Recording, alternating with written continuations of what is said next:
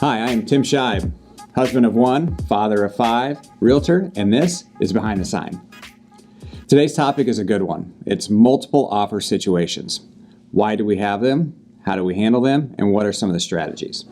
So first, why do we have them? Well, that's pretty obvious. When you get more than one person that writes an offer on a home, we call that multiple offers.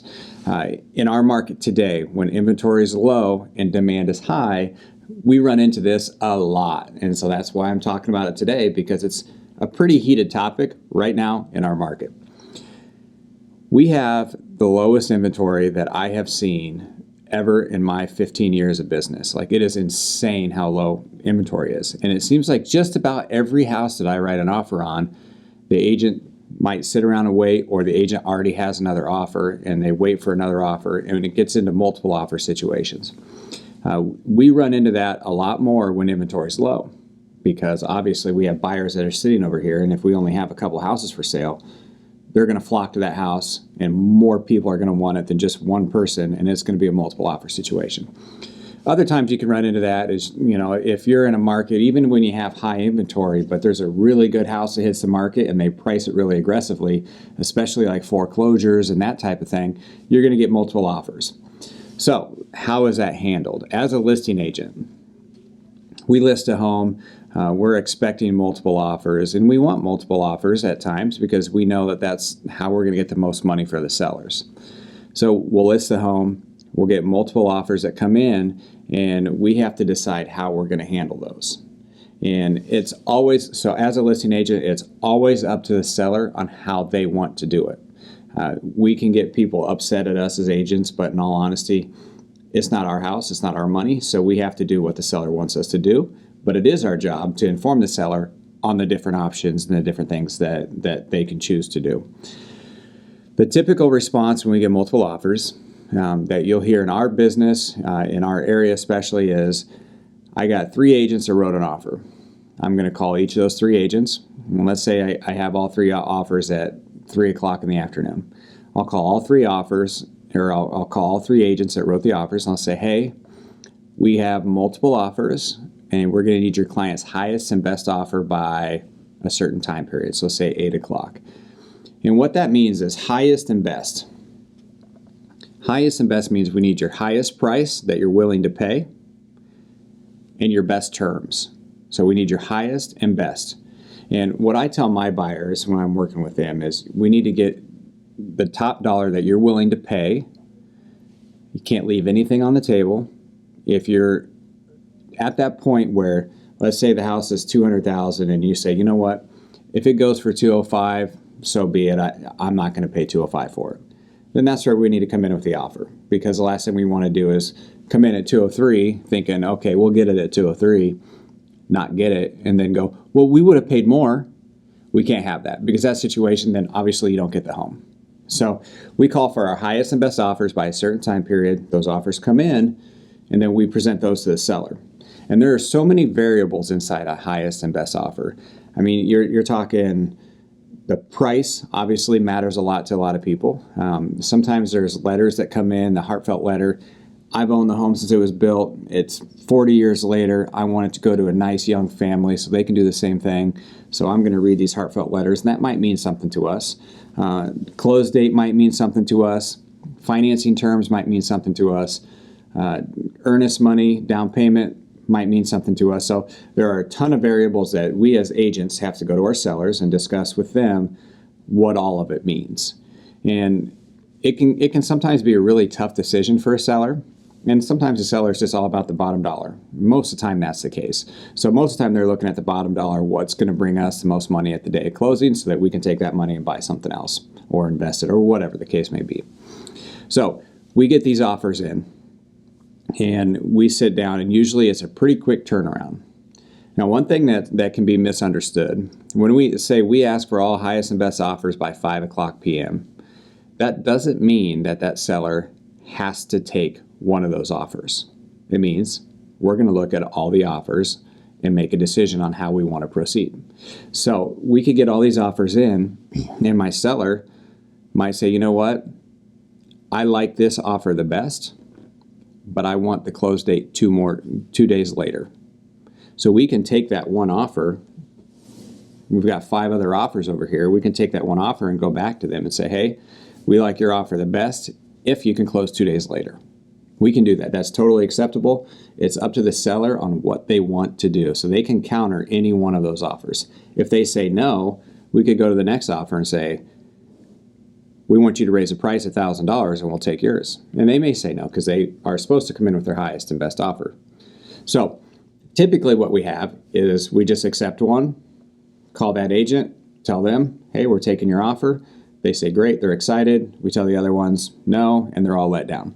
So as you can imagine, there's a lot of anxiety, there's a lot of stress. It can be quite a battle. There can be quite a bit of anger. I personally hate multiple offer situations because in multiple offer situations, you always know somebody's going to be disappointed. I mean, I just don't like disappointing a buyer.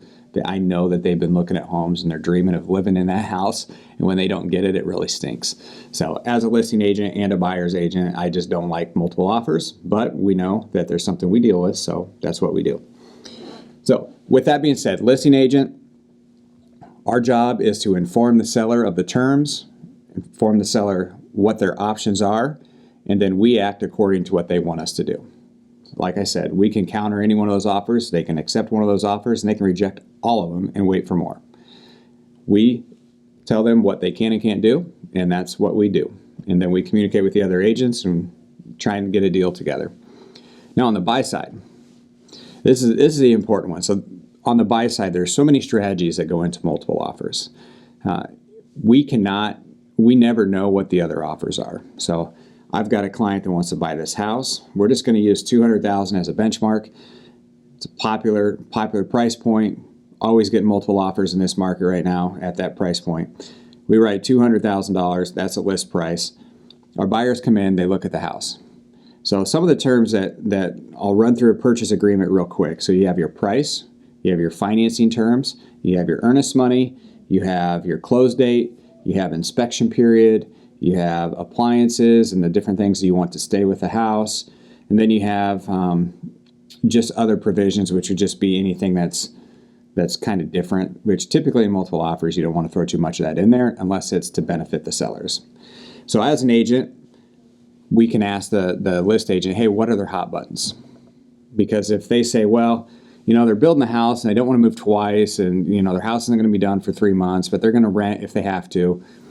My buyer's living in an apartment, they can rent for another 3 months. That's a hot point. I might say, hey, you know what? Our offer, if it's not the highest, maybe our close date will entice them to take our offer because nobody likes to move twice, especially when they got dogs and kids. It's just difficult.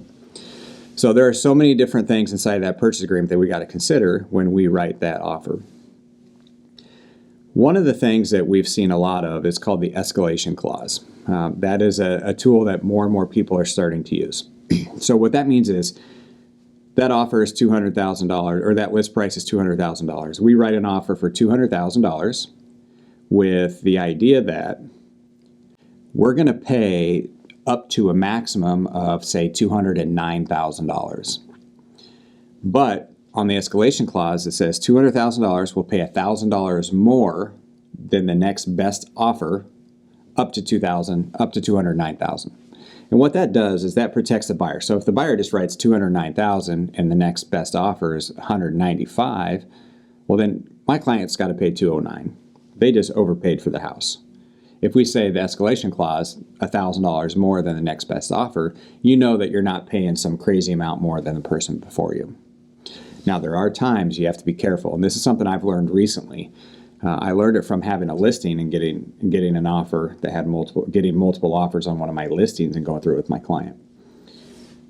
Sometimes that escalation clause doesn't work the way you think it would. So if I write that escalation clause up to $209,000 with $1,000 higher than the next best offer, my clients, let's say they got a FHA loan. FHA are a little more challenging. That means there's something in the financing that they got to work around, so it's not as easy as a loan.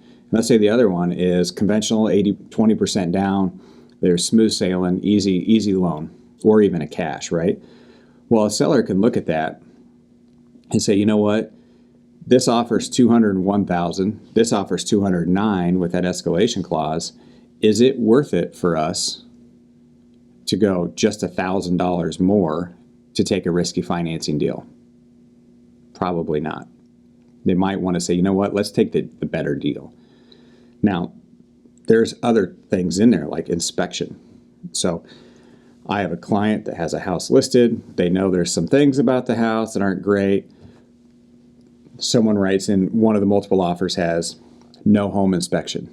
100% risky. It's risky as a buyer. But some buyers, you know, I'm handy, I can handle it. If something pops up, whatever, I want this house. They could write no home inspection. That is a big deal. That is something to a seller.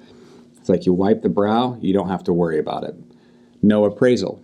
That's also another one. So if in this market where, you know, prices are creeping up pretty quickly, people are writing highest and best offers, they're selling for above list price, which means that the comps usually support the list price. If you're up here, it might be hard for an appraiser to get that value. So if you take the appraisal part off of it, that might be a big deal to a seller. So when you're doing the escalation clause, you have to keep all of those things in mind. And just recently I had a client who they loved a house, right? It's been difficult finding them a house because there's just nothing available in that price point. Well, I knew they had an FHA loan. And so instead of doing the escalation clause, because if I explain the escalation clause to a buyer and say, here's what it is, they might not understand that that could be a detriment to them because they have FHA financing. So I said, you know what, let's just go with what they want to pay for it. They're comfortable with it. They want the house. They don't want it to go away. If I explained escalation clause and they said, oh yeah, that sounds like a good idea, and they went that route, but then they lost it because of financing, and then 3 months later they see someone paid less money than they offered, they would be pretty upset. So we have to go through all these scenarios and make sure that our clients are getting the home that they want for the terms that they're okay with, and making sure that we don't step in the way because we're trying to do too much.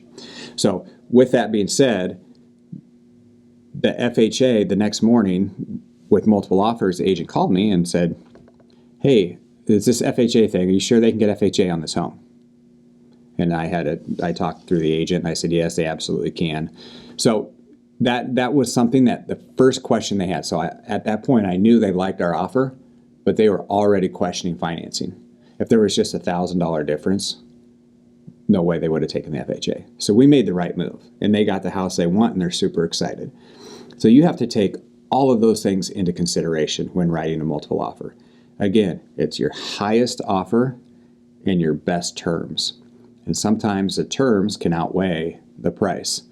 So there are so many different things that go on in real estate, and in a crazy market when it's a dogfight out there like it is right now with low inventory, super low inventory, we have to take everything into consideration to make sure that we are representing our clients the proper way.